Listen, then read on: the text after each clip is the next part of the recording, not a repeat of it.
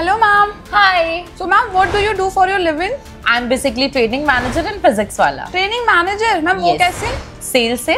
Sales से ma'am training manager. Yes. Ma'am please explain करो आप. Definitely. तो मैंने अपनी करियर के स्टार्ट एज अ सेल्स किया था, उसके बाद मैंने फिर एज अ मैं टीएल प्रमोट हुई, उसके बाद मैं मैनेजर और अब मैं ट्रेनिंग मैनेजर हूँ. Wow, ma'am. Like we have a many options in a sales, right? Yes, तो yes, मैम प्लीज आप थोड़ा सा एक्सप्लेन करो. Sure.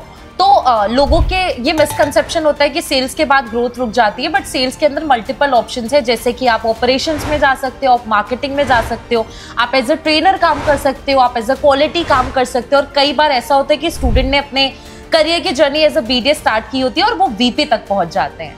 Nice ma'am, sounds very good. Yes.